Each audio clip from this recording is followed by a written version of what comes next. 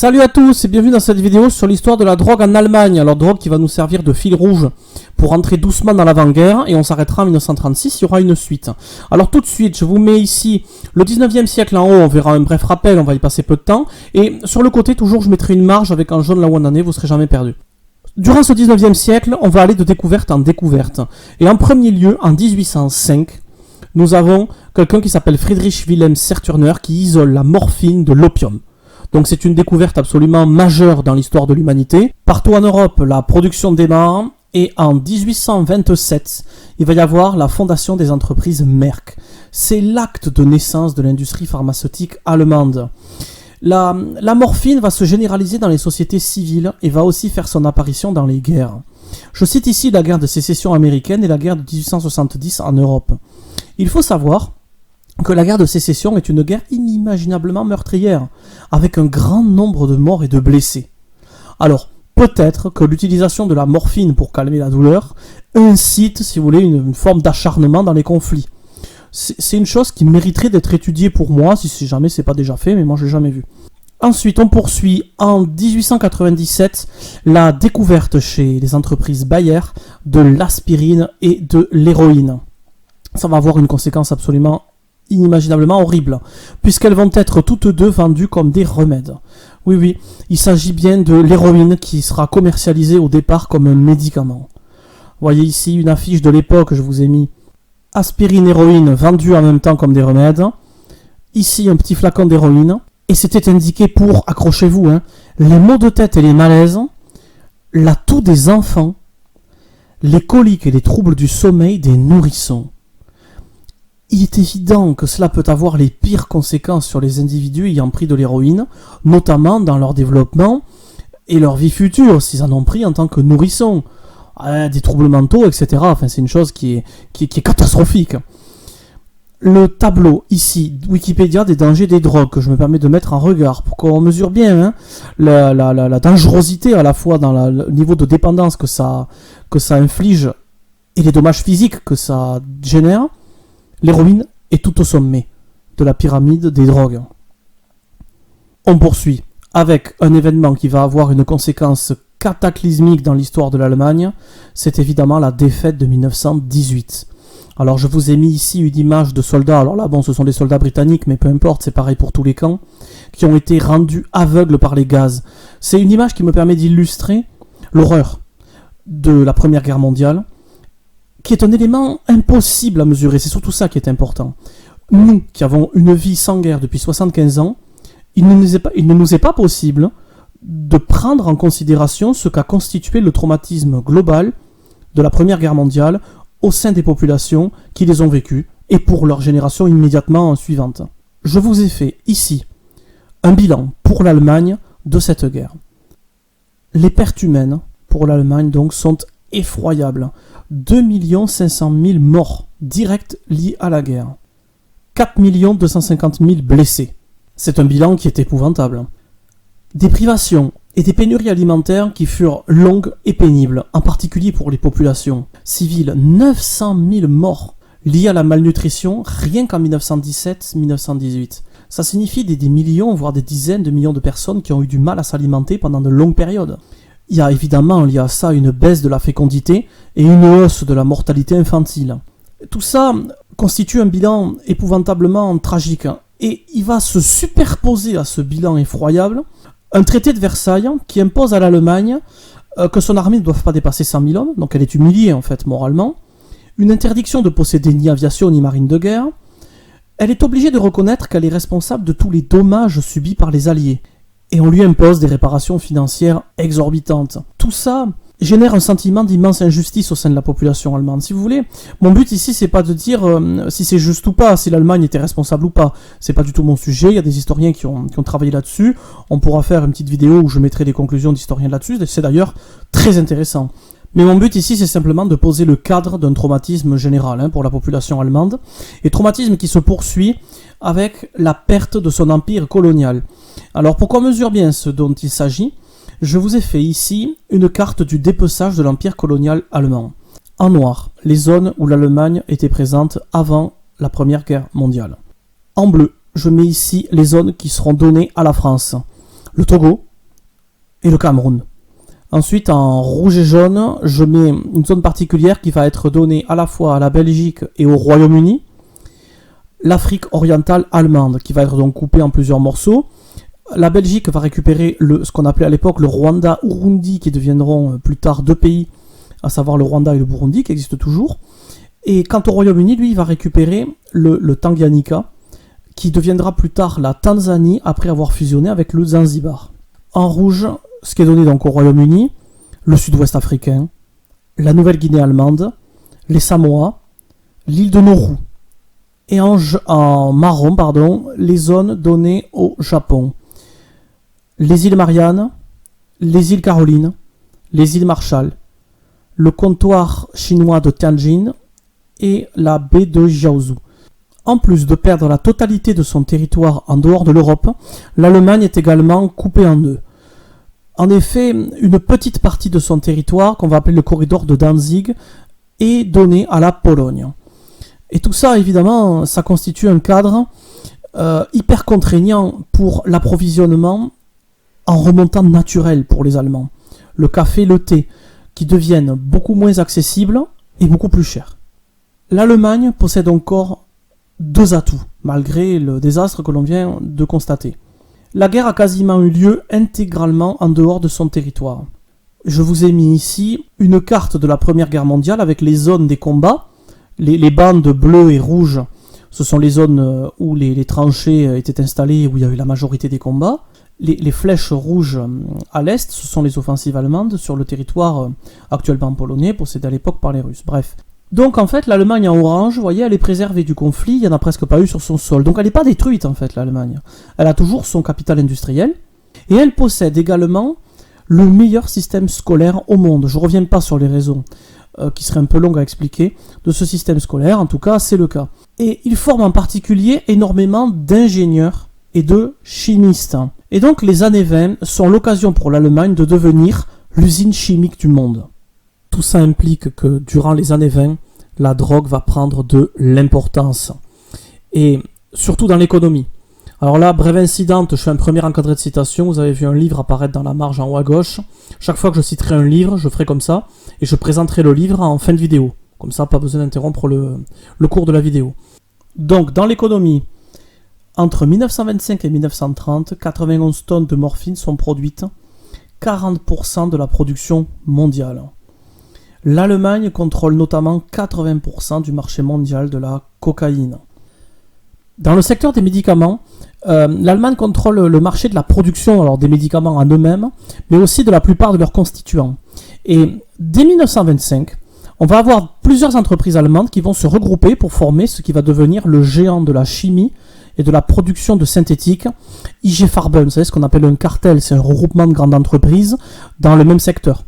Et en l'occurrence, si vous ne connaissez pas IG Farben, ici je vous ai mis le siège d'IG Farben à Francfort, qui est un bâtiment absolument immense, qui va avoir un rôle très important durant la Deuxième Guerre mondiale, à la fois pour la société civile durant la guerre, et à la fois pour l'industrie de guerre allemande, pour tout un tas de produits, notamment le caoutchouc, les colorants, les antibiotiques, le textile, le plastique et l'essence.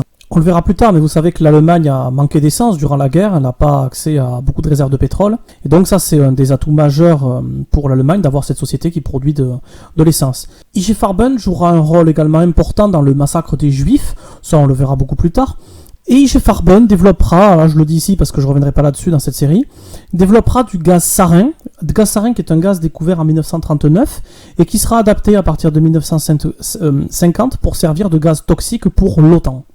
Mais ça, c'est une autre histoire. On poursuit, après avoir vu l'importance de la drogue dans l'économie du pays, on va voir l'importance de la drogue dans la population. Et ça s'explique parce que le refoulement de la défaite, en fait, conduit une partie du peuple à chercher un refuge, à fuir la réalité qui était trop ignoble, dans la consommation de drogue. C'est malheureusement une tendance de l'être humain qui est terrifiante. Donc, Berlin devient synonyme d'immoralité. Elle est surnommée Babylone la putain. Je cite toujours l'extase totale ici, ce ne sont pas mes propos. Chaque coin de rue, toutes sortes de drogues sont disponibles sans ordonnance. Des boîtes illégales ouvrent dans les arrière-boutiques. Des fumeries d'opium font leur apparition. un narcotourisme se développe et l'on vient de toute l'Europe ainsi que des États-Unis jusqu'à Berlin pour s'y adonner à des interdits de toutes sortes. Ça, c'est la description qui est faite de l'importance de la drogue dans la société allemande des années 20 dans l'Extase totale, livre que je commenterai un petit peu en fin de vidéo. Et cette période sera d'ailleurs surnommée les années folles. Vous voyez, j'ai mis ici une image d'un cabaret allemand afin de mieux saisir l'ambiance qui règne à ce moment-là en Allemagne. Et le nazisme, lui, va se développer en opposition totale à cette tendance. C'est ce que nous allons voir tout de suite. Avec l'image médiatique d'Hitler. Regardez-le ici en plein discours. Je vous amène quelques citations d'époque tirées de l'Extase totale. Ce sont des descriptions d'Hitler. Écoutez bien. C'est un génie fait corps. Et ce corps, il le mortifie à un point qui nous ferait gémir. Il ne fume pas, il ne boit pas, il ne mange presque que de la verdure. Il ne s'approche pas des femmes. Je poursuis. Nous, les abstinents, avons, pour le dire rapidement, une dette particulière à l'égard du Führer. Il suffit de penser à l'exemple que son mode de vie et son attitude vis-à-vis des drogues peuvent fournir à chacun. Je vous ai mis une autre photo d'Hitler. Ici, c'est le 18 octobre 1931. On le voit tout en uniforme, tout droit, très solide, l'air fermé. Ça accentue un petit peu ce genre de description. Écoutez toujours ça. Là, c'est l'auteur donc de l'Extase totale qui synthétise l'image d'Hitler à l'époque.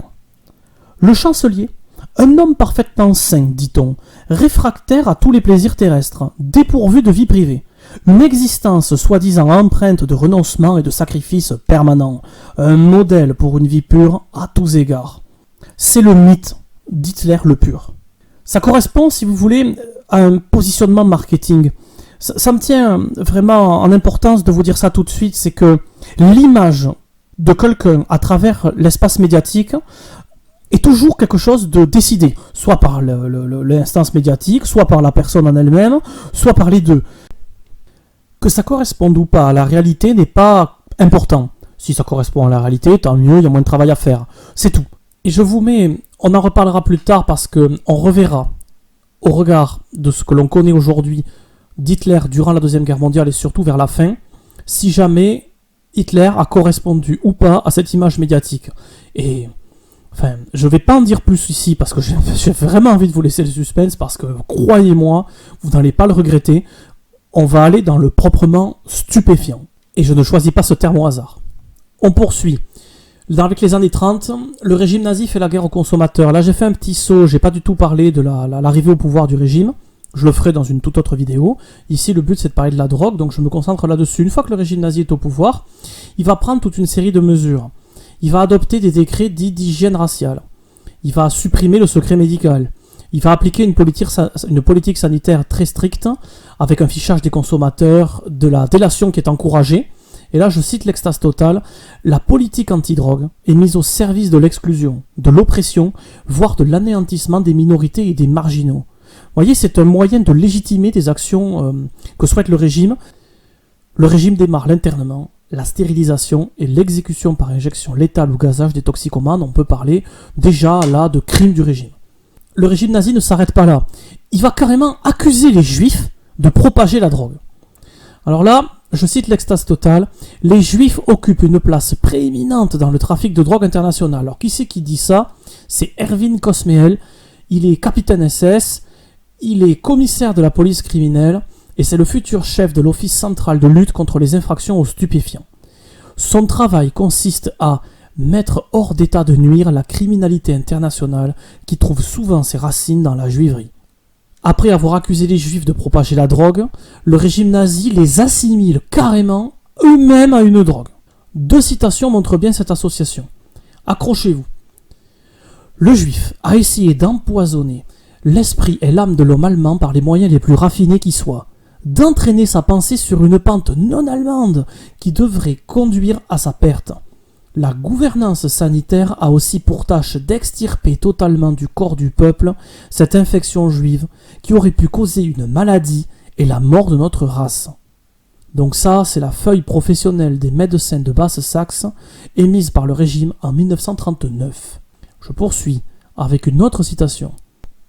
Depuis des décennies, notre peuple s'est laissé convaincre par le camp judéo-marxiste qui lui disait « ton corps t'appartient ».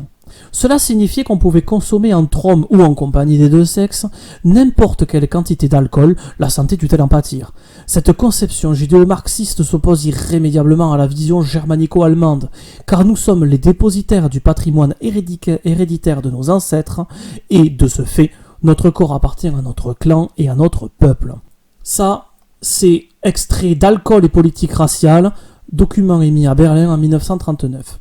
On a une morale individualiste associée aux juifs et mise en opposition à la morale collective du peuple allemand. Je poursuis avec cette assimilation du juif à une drogue, avec un livre pour enfants, toujours extrait de l'Extase totale. Un livre pour enfants qui s'appelle Le champignon vénéneux. Là, vous voyez la couverture de ce livre. Diffusé à travers tout le Reich dans les écoles et les chambres des petits Allemands, il faut retirer du panier les champignons vénéneux. Si vous voulez, le détail du texte de ce livre n'est pas mis en avant dans l'Extase totale. J'ai pas trouvé le détail de ce texte, mais ce qu'on peut supposer à l'évocation de ce qu'on voit là, c'est que on a un petit Allemand qui montre à sa mère un champignon pour voir s'il s'agit d'un champignon bon à consommer ou pas. Et on peut y voir un parallèle avec un champignon, s'il est vénéneux représentant le juif, s'il est bon représentant l'allemand, et par extension le petit allemand représentant l'enfant qui apprend à l'école, et la mère en fait, c'est le régime nazi qui lui apprend à trier. Voilà un petit peu comment on peut voir les choses dans cet exemple appris aux enfants. Avant de conclure cette vidéo, j'aimerais faire un commentaire. À mes yeux, la lecture de l'Extase totale nous amène un nouveau facteur explicatif de la montée du nazisme. Si vous voulez, ce facteur, on peut le résumer ainsi, c'est la volonté populaire de sortir de la débauche d'après-guerre. Débauche, il y a un aspect très concret avec la production, la vente et la popularisation de nombreuses drogues durant les années 20. Et un positionnement marketing du régime nazi dans ses campagnes électorales opposé à ce développement de la drogue. Ça, c'est une chose qui me paraît expliquée. Et si vous voulez, on a en connaissance comme ça, un peu tout le monde, des explications qu'on pourrait dire consensuelles de la montée du nazisme. Je vais les rappeler ici très brièvement pour qu'on y voit plus clair. On nous explique que le régime nazi est arrivé au pouvoir parce qu'il y a eu un facteur économique, qu'il s'agit d'une crise ou une dépression économique, qui a eu pour conséquence concrète de générer du chômage et de la pauvreté. Le régime nazi, lui, a promis qu'il allait faire retrouver le plein emploi à la société allemande et donc le sortir de la pauvreté. Et la propagande antisémite du régime, c'était que c'était le financier juif qui était responsable et que lui, en luttant contre les juifs, allait détruire la cause de ce problème. On a un deuxième facteur qui est géopolitique. C'est la défaite de 1918 et l'humiliation du traité de Versailles. Je vous ai expliqué en détail plus précédemment dans la vidéo. La conséquence concrète, c'est évidemment la dépression morale et la culpabilité au sein du peuple. La promesse nazie, c'est le retour de la fierté nationale, avec le retour à une Allemande militarisée, qui n'a pas vraiment perdu la guerre. Et sa propagande antisémite associée, c'est que c'est le traître juif qui est responsable. Vous voyez, comme tout ça s'articule assez logiquement dans un argumentaire très marketing, destiné à un Allemand un peu éclairé, qui va voter parce qu'il est électrisé par des discours très charismatiques d'Hitler, et qu'il y a une forme de logique apparente pour quelqu'un qui n'a pas trop étudié, qui passe son temps à essayer de survivre dans des conditions assez difficiles. La nouvelle explication apparue à la lecture de ce livre, c'est un nouveau facteur, c'est le facteur sociétal, à savoir la débauche, la consommation de drogue. Sa conséquence concrète, consommation importante de drogue. La promesse nazie associée à ça, c'est la lutte anti-drogue.